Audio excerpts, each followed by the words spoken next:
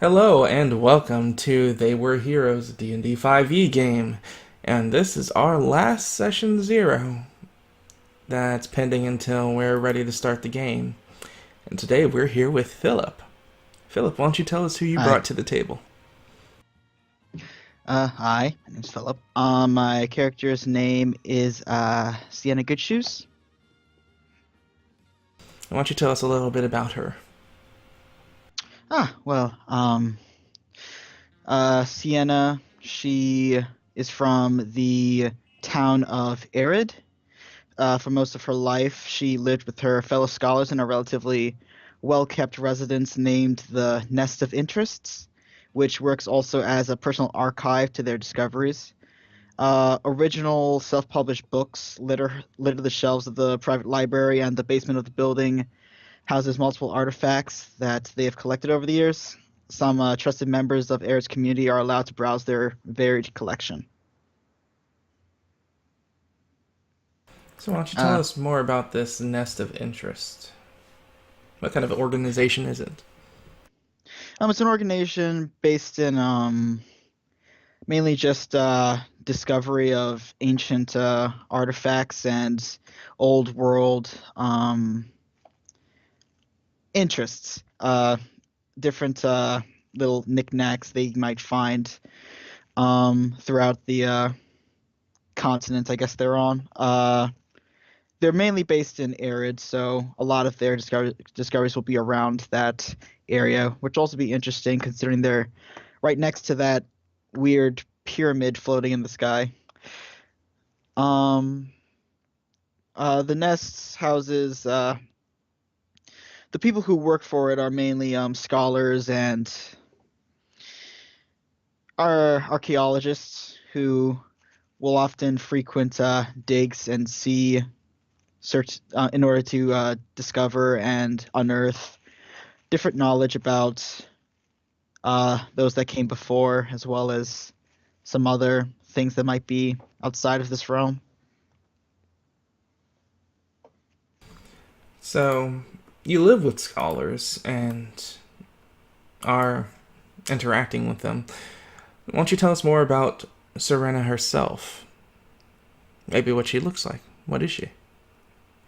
Sienna is a seraphim, which, for the purposes of the game, I'm using the racial traits of the Asimar from Valo's Guide.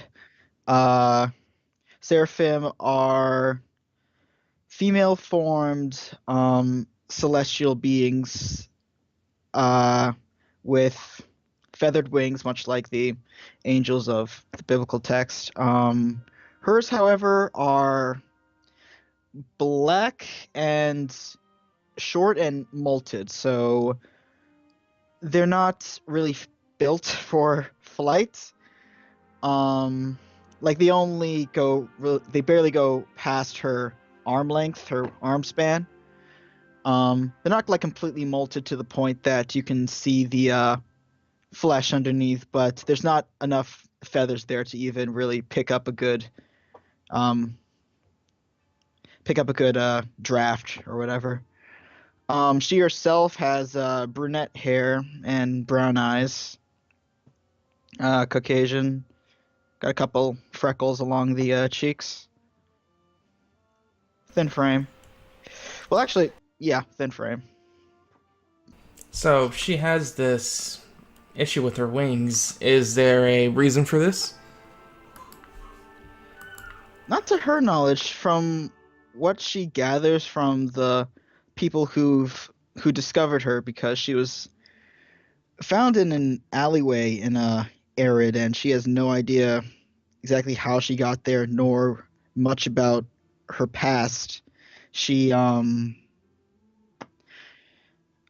she's met other seraphim, one named Heron, who asked her about um her time on the astral plane, and she doesn't remember anything really about any of that. So that's something that she's trying to understand much with the rest of her time as a scholar to see if she could find answers for that. What was this other seraphim's name? Heron, Herrin, Heron.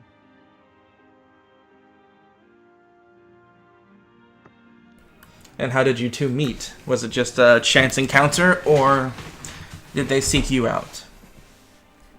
That was more like a chance encounter in Arid. As she was walking the street, she noticed a heron staring at her and her wings. Something that she's noticed is that most seraphim that would pass by her would look on in either disapproval or pity at her short molting black wings.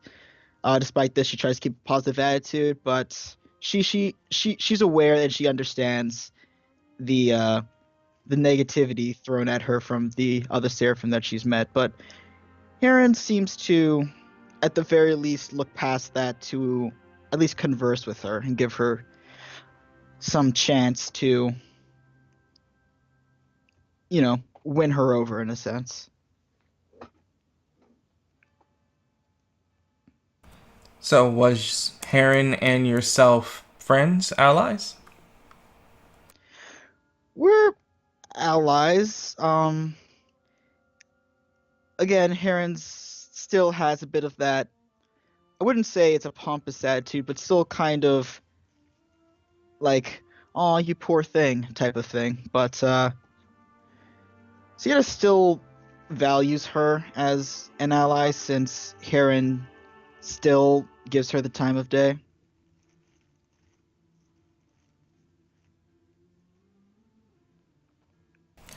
So, going back, now we have an idea that you came into this world not all there, at least your earliest stages of memory. How did you find yourself in Arid, and why did they want to even bring you in? Well, her fellow scholars have acted more as a family than any other group that she's come across. Sharing theories and stories from their travels over a cup of tea is what carried Sienna through most of her early life. Her adopted father, Albert Goodshews, first came upon her in the alley of one of Arid's streets. She was unconscious, and when he found her, covered only by a long piece of fabric, but not a scratch on her. When he took her back to his home, she finally awoke, scared and confused. He took it upon himself to raise her, give her a name, and teach her everything he could about the world and beyond. He would take her on his expeditions at times to various dig sites, where she began to develop her own interest in archaeology. So that was her gateway into the scholars through her adopted father, Albert. And where's Albert now?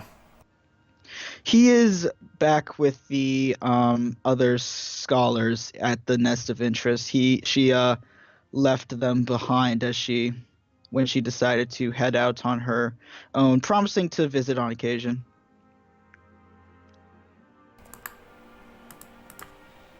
So, he was basically your only real parental advice while Yeah. you're on this plane.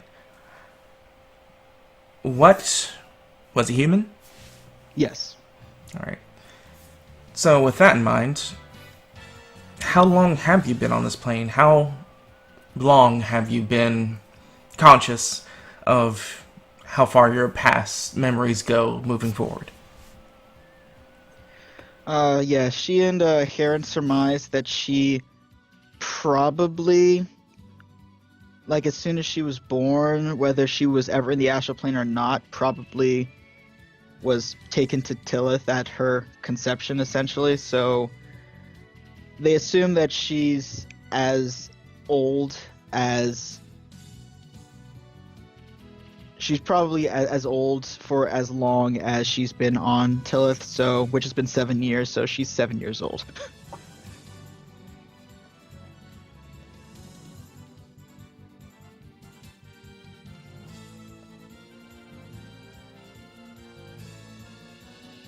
So, being or lacking that knowledge that one would have with being a seraphim, how much does she know that she can tangibly say this is fact about her true lineage? Heron's filled her in as much as I guess any real seraphim would know, in that she was born as a creation of dove, the one of the older deities on this plane of existence. However, their mother is now dead. In terms of how Sienna feels about that, her interest in religion stems mainly from academics, not faith or loyalty in her mother. This is apparent, especially considering where her choices have gotten her in life.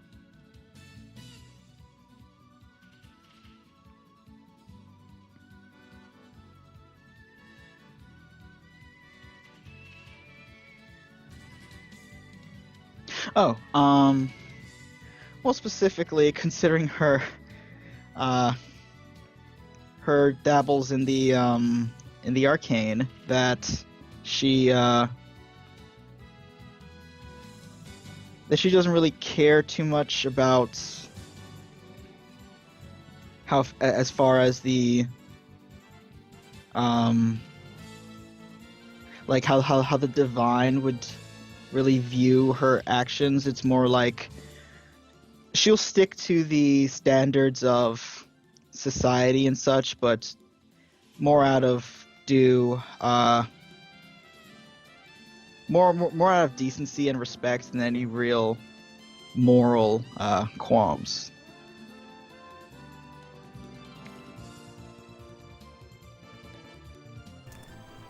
So, how long has she been in Arid, or how long has it been since she left? She would have left Arid perhaps around a few months ago, trying to get the lay of the land. She has been out of Arid before that time, again with her father on expeditions, but hasn't really left Arid completely on her own until this moment. She has gone on some expeditions without her father, but she was always with either another scholar or a dig group, never really completely on her own.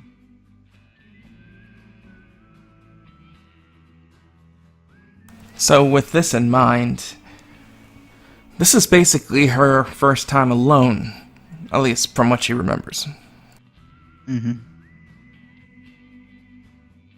Is this something that bothers her? She doesn't want to admit that she is a little frightened of the entire ordeal that she's going through. Granted, she isn't one to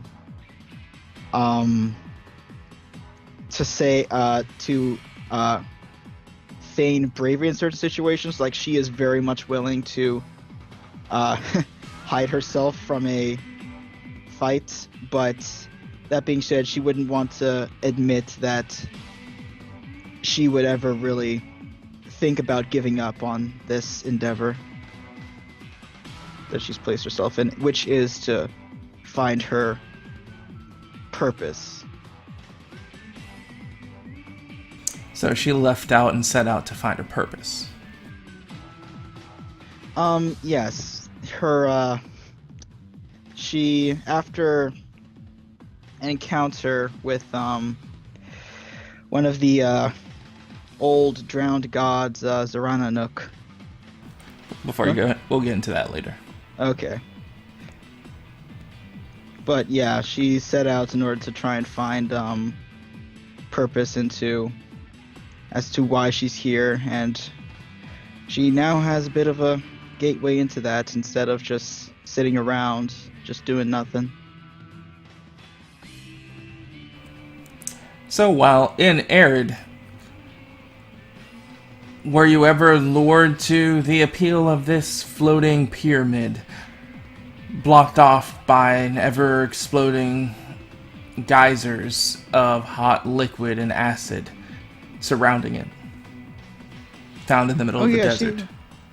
She would love to fly up there if she could, but her wings wouldn't allow. What does she know about Arcus? About as much as the regular scholar would. Just the odd scholar. Like, the nest of interest knows about as well about the pyramid as I guess anyone else really would, and how mysterious it is, how perhaps we found certain artifacts that might refer to it in certain ways, but other than that, not a whole lot.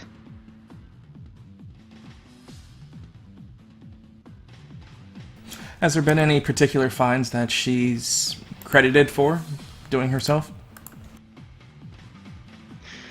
She did indeed find an unknown historical tome that has strange writing in it that she can't quite determine the language of. She would like to see if she can find a person out there that knows this language, as none of the scholars at the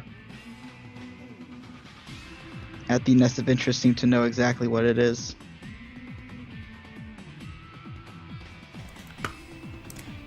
And before leaving, were all these people treating her like family, like a family, or did you have like, people that rubbed you the wrong way while living there? In the community of the Nest of Interest, she was met with some levels of distrust beforehand, but they reached most of her um most of her kin gave her at least a sense of mutual respect.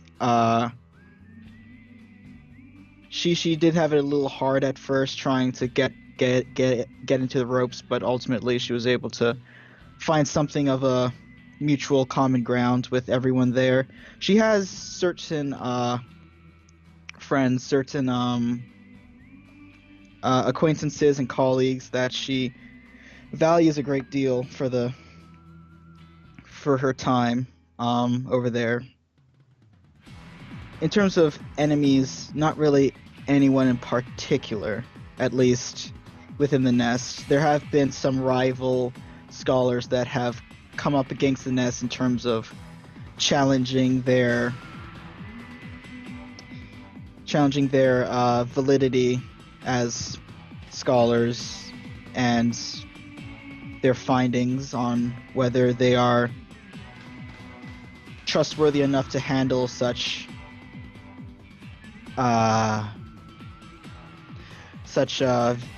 valuable and perhaps sometimes fragile keys to past history, past events. Who was this separate group of people that did these challenges on the validity and claims to artifacts that your cloister seemed to have? Mainly some pompous nobles who might value these artifacts for their own personal collection, not being collected for study, but mainly for simply as simple trinkets for them to show off. Any particular group by name? Not in any particular groups by name. They've all just been the usual rabble, the usual folk of rich assholes. So, with any other group of any knowledgeable people that are scouring the deserts, the group that you live with has common ground and friendly ties with all of them? Yes, we're for those who are within the scholarly community. They know the name The Nest of Interest and may sometimes seek us out to help them on certain endeavors, certain digs. Sometimes a tomb or what's the term? Ruin might have puzzles or traps that need to be solved, and we have certain people in here in the nest who are able to deal with those types of things.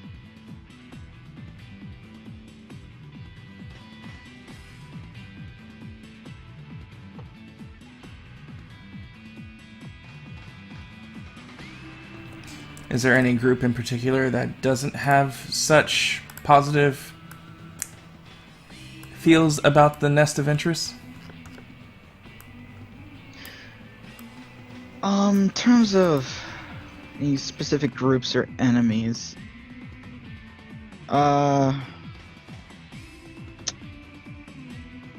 like most of the community of Arid have been relatively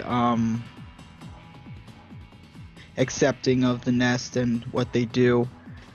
Certain other groups, such as, again, like the richer population who might feel that the nest is hoarding certain artifacts for themselves for simple study, or certain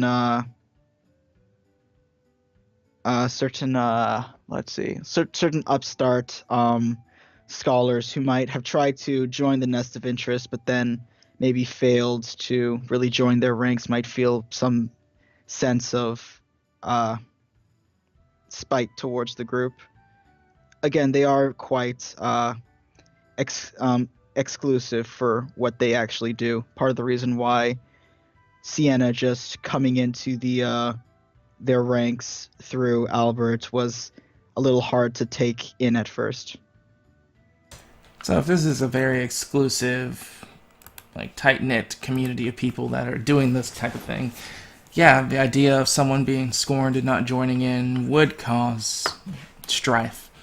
Do you know of anybody in particular that made their intentions known of their dislike of not being chosen over someone like you? Outside of the nest or within the nest? Outside the nest. Um, there was one person, a younger human. His name was, well, let's say Sienna. Sienna heard the name Jacobs thrown around. He was not your Jacobs. Don't worry about that. Um, did hear the name Jacobs thrown around, that it was a young man who wanted to join the nest. Explaining that he was a good dungeon diver and was able to scrounge up certain artifacts for them to for them to study for a price, but they turned him down mainly because he had after asking around, he had a bit of a reputation to not really handle the artifacts very well, to destroy a lot of the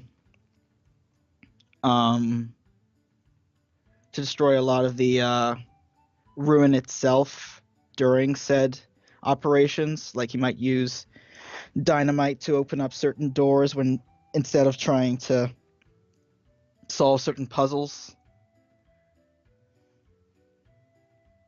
Something that they didn't quite agree with.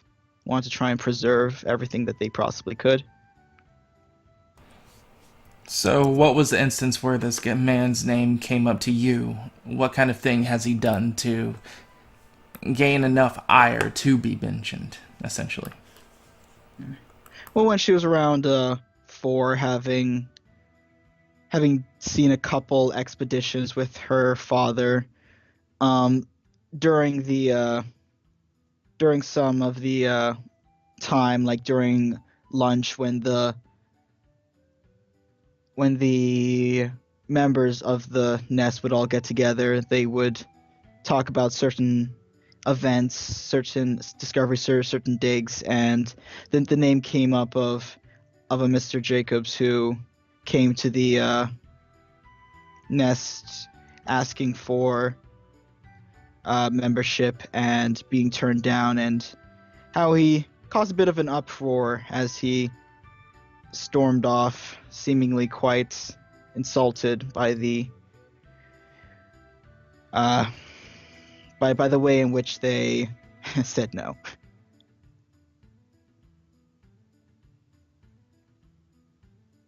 So, she wouldn't have had any direct influence or meeting him. This would have all been by story.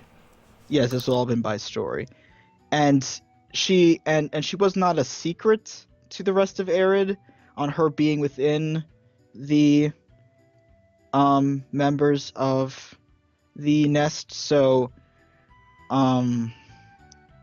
having having heard that someone was turned down, and how how during his upstart he did mention her by name, how come a Seraphim found off the streets is able to gain membership into this nest and not him, someone who has already proven to be at least somewhat practiced in the field, is denied said membership. Found that to be quite unfair, to say the least.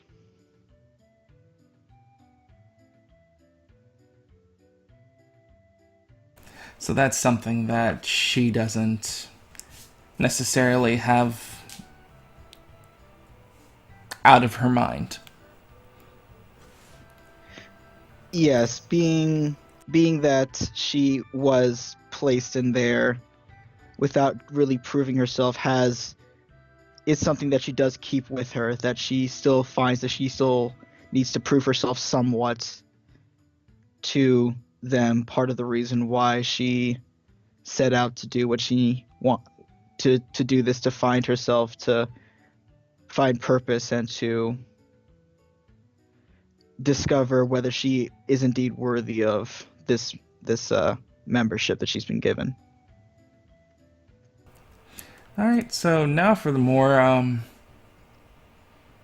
we'll get into the marrow of the character process. Mm.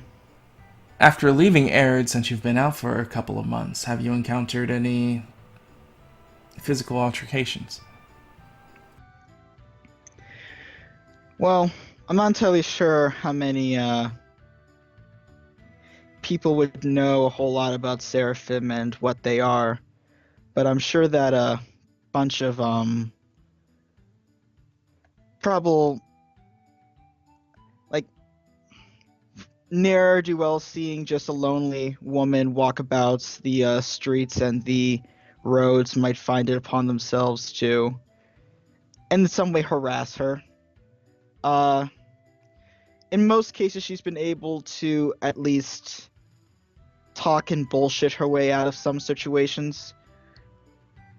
In some other situations, she's had to indeed raise arms. She was taught by Albert during the time that she was in Arid in the nest, how there could be possible physical altercations during digs. Certain people might get greedy, or might they might run into some things within the ruins that might not be particularly friendly. So she does know how to use a firearm, and she does have a couple on her.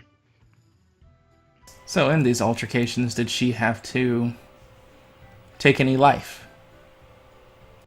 She's not entirely above taking life, no, and she has had on a couple occasions, even before actually leaving Arid, during one of the digs, one of the she came across one of the helpers, one of the diggers, trying to make off with one of the artifacts, and she was trying to stop him, and he threatened her life. And it got to a point where he came at her with a knife, and she had to pull out a pistol and shoot him.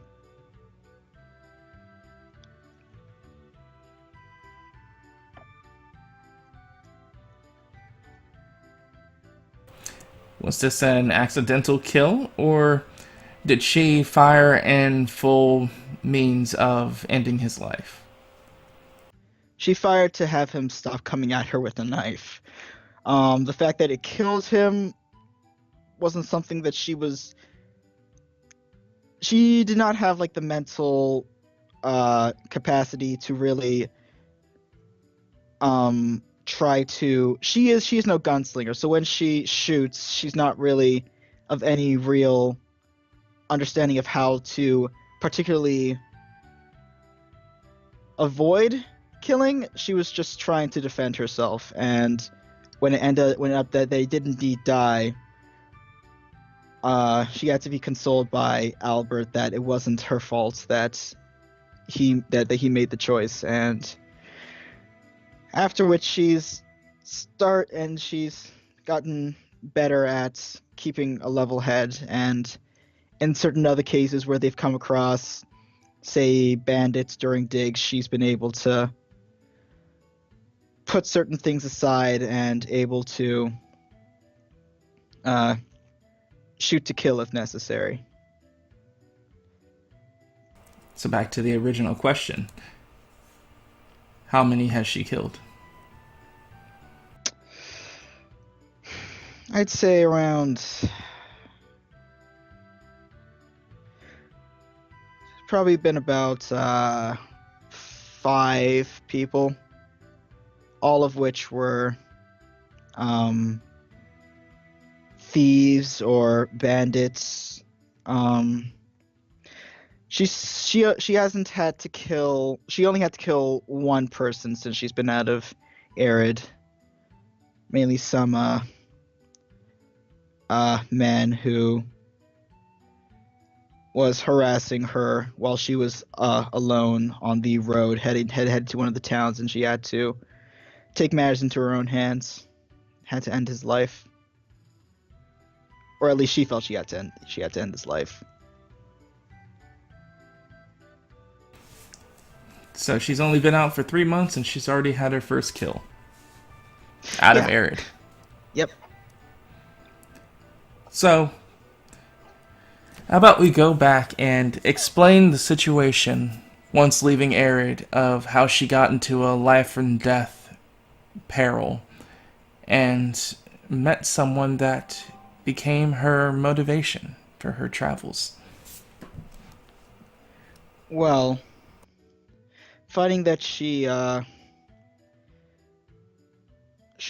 really having much of a place. Well, not that she didn't have a place, that she didn't feel like this place was right for her in Arid. She decided she needed to leave the nest for a time just to think about where she was, what she was, who she was. And so she set out carrying the tome that she found with her in order to try and piece together that, as well as other clues she's found away in her life about who she is and anything else that she might want to know. Along the way, she found that as she began resting, she began getting these strange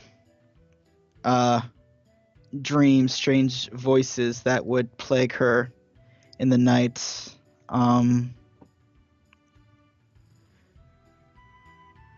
These voices weren't something that she wasn't necessarily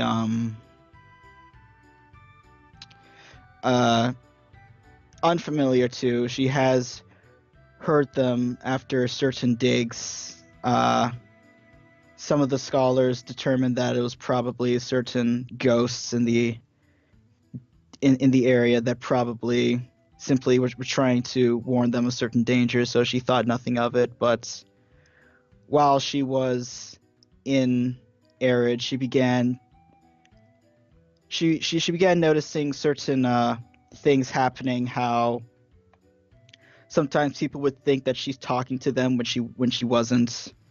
At certain points, she would find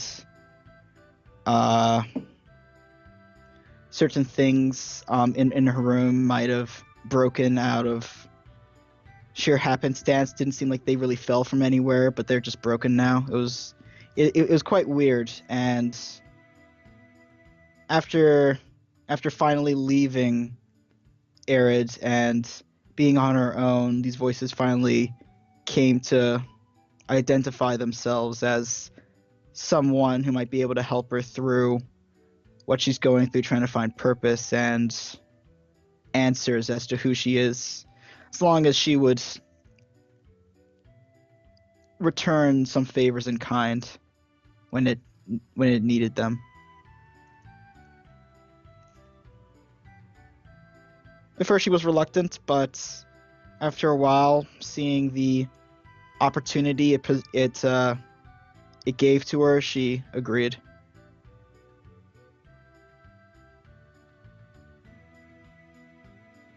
All right. So she has a very curious patron that she follows. Yes. A voice of some sorts. Yeah. And I did mention the name before as to what it was. As to what it identified itself as. Have you done anything for it as of yet? Not yet, and it's becoming increasingly nerve-wracking as to what exactly it might ask of her. She's asked it whether it's biding its time or whether it does indeed have something for her, and it's just been very coy in certain situations as to what exactly it will ask of her in time. So far, she has just done what she has set out to do, but it hasn't asked of her to... It has not called in its debts yet, and that's something that she's... Now, this thing obviously is not something that's physically talking to her. So what kind of means of conversation is it coming across to her? Mainly just voices in her head. Sometimes she would find that as she'd walk in certain certain places, some of the drier places, sometimes it would seem like she could hear its voice in like the winds of the sand. But oftentimes in other cases she'll just hear it as whispers in the back of her head. So when did she learn that these whispers wasn't mania and actually manifested into something tangible, something that she could use? Was this something that led to the first kill outside of Arid? Yes, when she was cornered, she not able to get to her gun. She threw up her hands as he ran at her, and certain energy flew out of her hands and hit him. After that, the voice told her that that was it, and that it was its doing, and that if she wanted to survive and if she wanted to find these answers, she would allow it to help her, in which case she agreed at that point, and then carried on with ending the man's life, especially since knowing that this is magic and it's particularly not exactly viewed highly of, she'll have to keep it under wraps. So leaving the man alive was not in her best interests. So this was her first murder versus kill. He came at her. His intentions were not pure. But you had an option to let him eyes. go. Yeah, So this was her first murder. sure. We can go with that. So how did she take murdering her first person?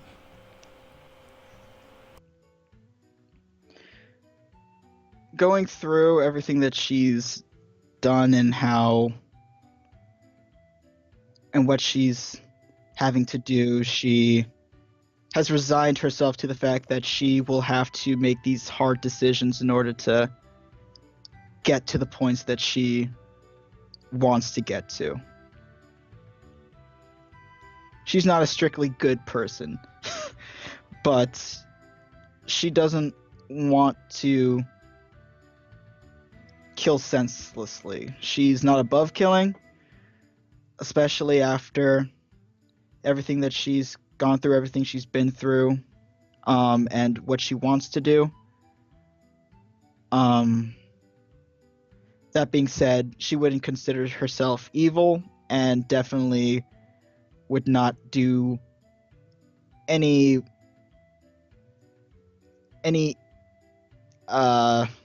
ill-intended actions for the sake of selfish means, at least in her eyes. Like she's not going to really condone other people's acts that would be considered far more evil, or yeah. She's very much on a neutral plane, is what I'm saying.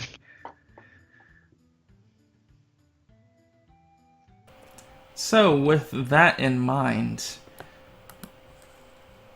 how has she been interacting with witch hunters at this point? Because from what she did, that sooner or later would cause questions to arise.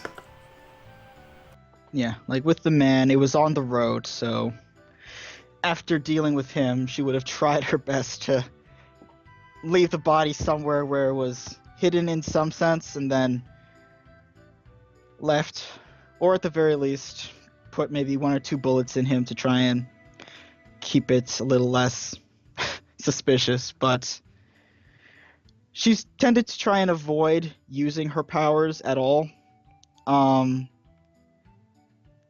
She tries to keep things under wraps, and a lot of her any arcane abilities that she has, she tends to use them as last resort. Say if she runs out of bullets and she's in a part where she's in a place where she feels like she can end the other party if need be. And since she's usually solo, she wouldn't have to worry about dealing with her allies outing her. So her going into a group will be an interesting dynamic, because then she would have to try and gauge as to when she might use these powers and whether she will have to deal with her party members after she does indeed. Well, that's actually an interesting question. What does she know of magic, being in arid and only living up in the archaeologist lifestyle? Would she know to keep things like this under her wraps? Yeah, she knows to keep things under these things under wraps, especially considering they're dealing with ancient artifacts. If any of them seem magical in any way, they would. I don't know the policy of the witch hunters on magical artifacts, but if they do come across magical artifacts, those are particularly what's the term? Delicate subjects on how they use them, and by use them I mean study them. They will not use them, or try and refrain from using them even for studying purposes, to see exactly what it does, because it might cause issues with certain parties. So when a magic artifact was found in the nest, this would be one of those moments where she would be pushed out of the conversation and other people would be dealing with it. So she wouldn't actually have hands-on information about magic. Yeah, no, not really any hands-on information. Albert was not a magic user. He warned her that her being a seraphim, if she ever starts developing any sort of magical abilities, to not use them, because even for racial traits, I believe witch hunters still find that as something to be for. So your first encounter with witch hunters was whenever a magic artifact was found, that the dark, wide-brimmed, hatted men came there and very hush-hush dealt with the situation. Yeah. So when you executed this magic attack. What kind of anxiety was going through her then? Well, the A little less than the anxiety of, like, killing a guy and then trying to covering up killing him by magic by shooting him twice. yeah, the type of anxiety that leads you to that.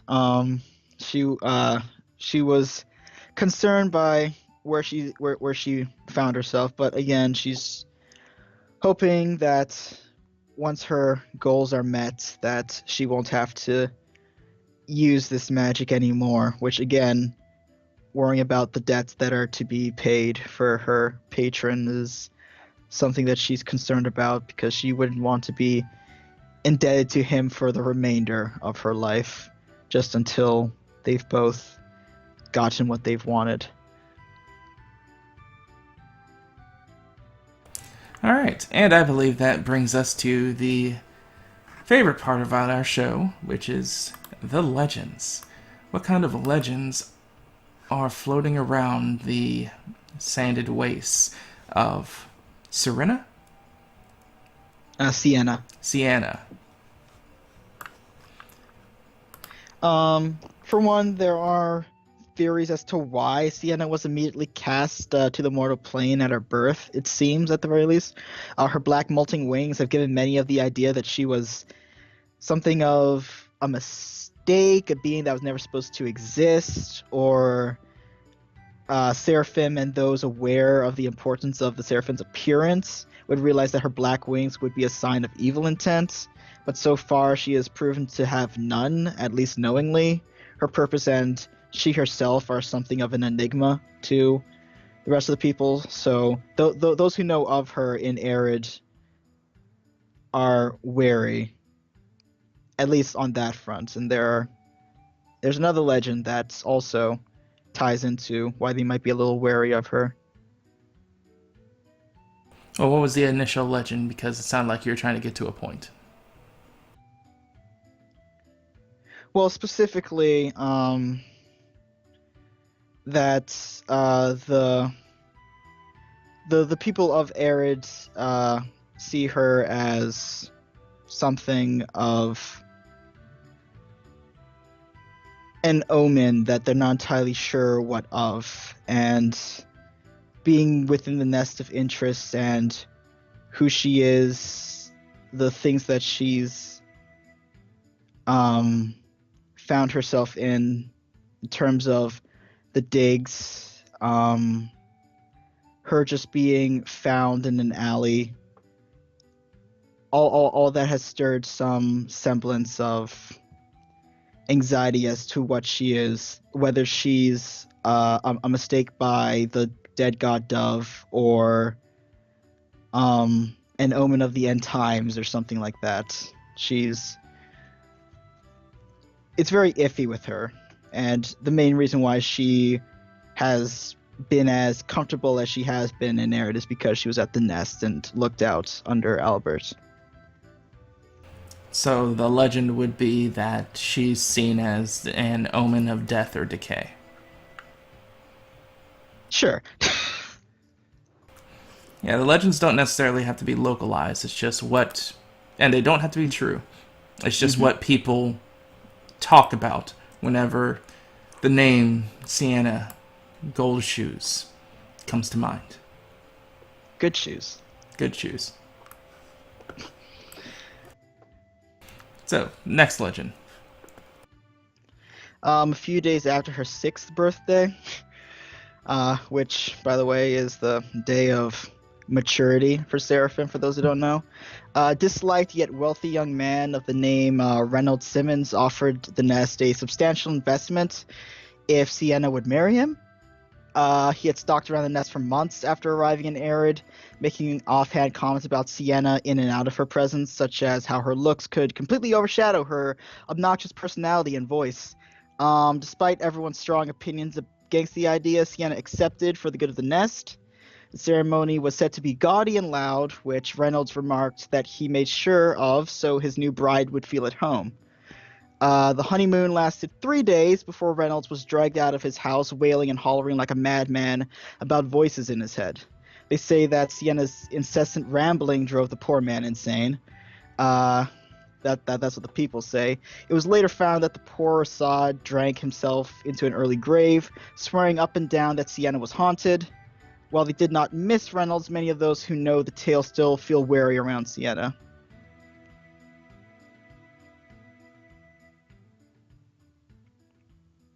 So this legend would be that her rambling and personality is so incessant that it can drive a man insane. Yeah.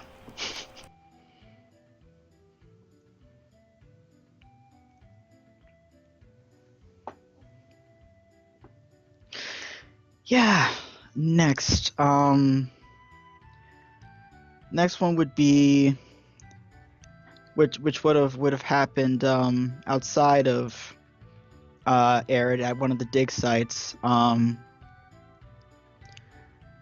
Many found that during one of these expeditions that Sienna and her wings casted a bit too large of a shadow on the ruin. How, as she walked, her shadow seemed to grow larger as she entered closer and closer into the ruins with the torch lights. Some found that the wings and her form sometimes gave impressions of something less holy or celestial than what she might have appeared to be, but they don't know exactly why or how exactly it happened. But again, very much the feeling of wariness around her, despite her not ever seemingly aware of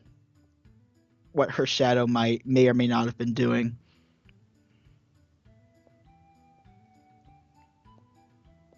So where would the legend be in this? Mainly in between the diggers and the people who were at the expedition. The nest, anyone who might have been from the nest that was at the dig site never seemed to comment on that. But the diggers and them going back to their family, as well as other workplaces would tell of this, how one of their clients, their bosses, would have had a particularly interesting shadow during one dig, and they plan not to really work with that person ever again.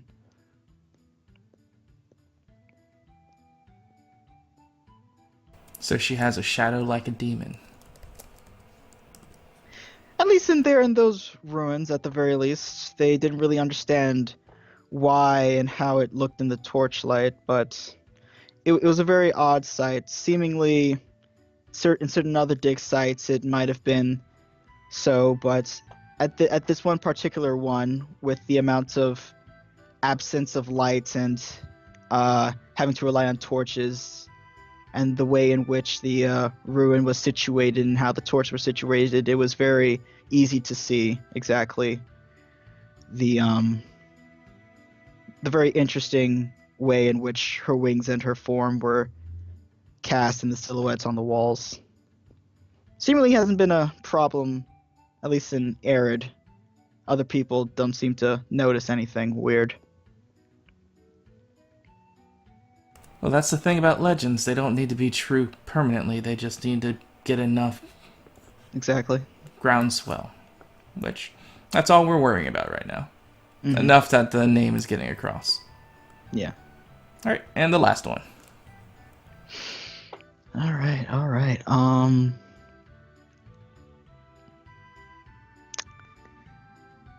Let's see. For the fourth and final legend, during one of the expeditions outside of Arid, they came across particularly a hard puzzle that no one could really understand exactly what it was trying to say. It was very garbled amounts of words, and um, words and phrases that didn't seem to really make much sense in terms of anything of a set structure, a set puzzle that one might make.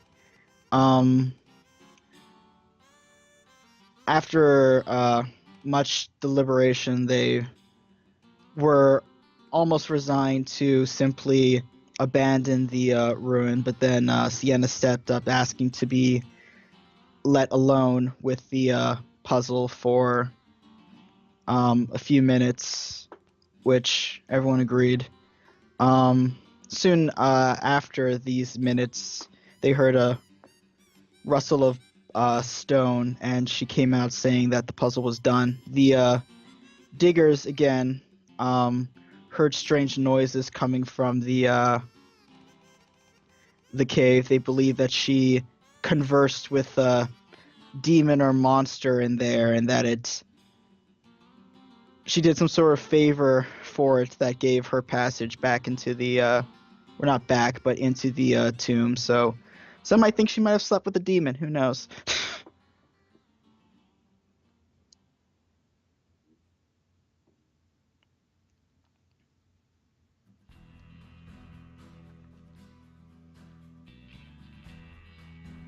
So, out of that instance, the other workers there would call her a demon caller, someone that has coerced demons to her aid.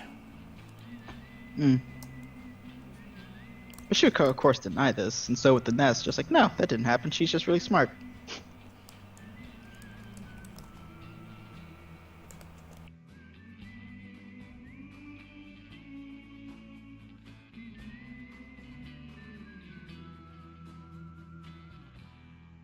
Alright, so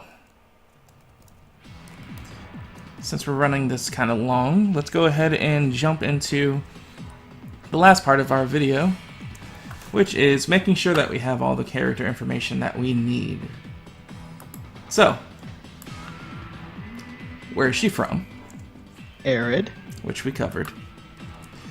Next would be, what is your family life like? Which we kind of covered this. Again, no real issue with her feathered sisters, but they kind of just look at her with pity or disdain. Her fellow scholars were mainly her family, and Albert was her adopted father. Alright, and her social class. We didn't really cover this. Yeah, as high on the social spectrum as the regular scholar is, within Arid, the scholars of the Nest of Interest are the ones called upon primarily to tackle issues relating to the old world, residing so close to the mysterious pyramid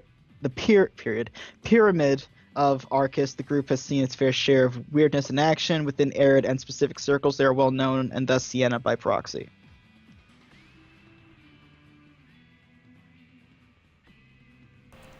So her social class would be positive and Arid. Yeah.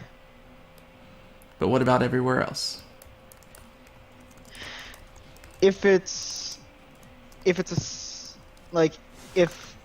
one would value a scholar in a certain place, say a library or something, they would probably welcome her with open arms. In any other place, say for royalty or politicians, not so much. She would just be another one of the common folk.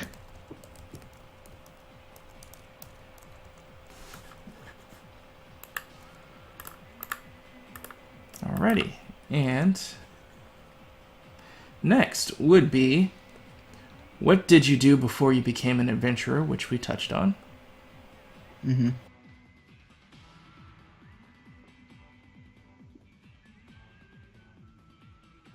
Oh, sorry. Yeah, she was among a team of scholars and treasure hunters that investigate ancient ruins and artifacts. While she did not primarily do a lot of the heavy lifting, Sienna was taught how to work the simple firearm by her adventurous adopted father. She might have led a couple expeditions on her own, but other than that, that's mainly what she did. They would have been small expeditions too if she led it herself. And then next is why you became an adventurer. Again, I touched upon this. In order to find purpose as to why she was seemingly cast out of the astral plane as soon as she was born, um, to find whether she is indeed worthy to be a part of the nest of interests, uh, and also hopefully find out what is up with the mysterious tome that she found on one of her digs, since it was indeed her discovery, but the nest has not been able to figure it out, and she would prefer to have her discovery be not be an unsolved case. All right. And next would be, how religious are you? Yeah, her interest in religion stems mainly from academics, not faith or loyalty in her mother, which is apparent especially considering where her choices have gotten her in life. So, not very religious, despite being a seraphim. And then after that was, who are you best friends with and worst enemies, which we kind of covered. Yeah, like the bestest friend that she can probably manage to call that would be Heron. The rest are they're family, but um they're also co-workers, and mainly she didn't really talk a whole lot with her fellow scholars, at least in terms of the friendly type of speech, mainly just comparing notes and such, not really much of a way of socializing and really understanding the other, especially again considering how she got within the nest of interests. So Heron has been more the for lack of a better term, the big sister to her in a sense, even though she is still a little iffy on the whole molted black wings thing, seemingly. As well as she should be. Um, what are your prized possessions, which we have not talked on? Mainly the tome. Uh, Other prized possessions, considering it comes to my background, I'll say that Albert got Sienna the hat that she has. She likes it a lot. She wears it to all of her digs and keeps it close by her as it reminds her of her father and trying to make him proud. Any other objects? Outside of the tome and hat, not much. All right, so our hat. Who are you loyal to? The nest, as evident by her willingness to marry someone for the nest. She's quite loyal since they are her family, um, especially to her father. She's loyal to him, but other than that, no, not much loyalty else. Arid was just simply the surrounding community outside of her family. She was able to leave it relatively easily. The nest was less so of a easy trend, an easy goodbye. Which makes sense. Someplace that you've grown up all your life having to leave it because you feel unwelcomed. It's not a fun feeling. Hmm. So finally, who is it that she loves and hates? Uh, Loves her father. Um, she particularly she doesn't really have much hate for anyone. Like, not really much dislike. She hasn't really found anyone really of worth to really warrant that yet. She like the men and women that she might have had to kill over the course of her uh time as an archaeologist, and then the man that she had to kill outside of Arid, or well, outside of her archaeologist career. Um, she didn't really hate them. She hated what she had to do, but again, she is able to wipe that clean, so she can't really say that she really hates anyone at the moment. All right. And before we complete it out, I almost forgot. So you guys hear about that one lady from Arid? Oh, you must be talking about the archaeologist. I heard that. She seems to be an omen of death. That everywhere that she walks is just gonna be a precursor of things that happen in the future, I say. Oh, I heard that she has such an insidious laughter and nagging speak that she can drive a man to the grave or insanity. Shoot. I have a cousin, yeah, that he was on a dig with this girl here. And he say when she was walking, it felt like he had a demon just walking with her. Like it was ready to pounce and eat every single last one of them. He quit that job and ran out right quick. Yeah, he did. Well, you guys might be talking about hearsays and hear that's, but I was there. I was on one of those digs. Say what? Shoot. I plumb reckon. She tried to go and handle something that none of the other smart folk can do. They gave her time, but I didn't. I stood near the door. I heard her. She was talking to demons. And that would be the legends of Miss Goodshews. Sounds about right, yeah. So, with that, I think we're going to conclude in today's game. So, thank you, Philip, for coming out and talking more about this very interesting yet lost Seraphim of yours. Do you have any closing thoughts? No, I do not. This is my voice that I'm trying to talk as heard now. It's going to be a work in progress. It would probably be an interesting accent, considering that I will not be able to hold one. So it would not be a particular accent. It would be weird. It would be very weird. Well, good luck to you on that endeavor. Yeah, thanks. And thank you everybody for coming out and watching us here at the last They.Were.Heroes Session 0 entry. Next, we are going to be doing more Session Zeros, but it's going to be more of a how they meet for the party. So everyone has a connection to each other. So you can expect those in the future. Our first one may be this coming Saturday at 10:35 p.m. CST. But as for now, we're going to go ahead and head out and yeah, prepare for the rest of the day. So thank you all for watching. Remember, you can follow me at Nightxgamer at YouTube, Facebook, Twitter, Twitch, and Patreon to be involved with everything that we're doing here. By simply following, subscribing, liking, doing any of the small things on each of the social medias is a huge help to our stream, and everything we do here is because we like doing it for an audience, and you are why we're here. So thank you tremendously. So we're going to go ahead and head out, and again, thank you, Philip. Cool. And we will see you guys next time. Peace. Peace.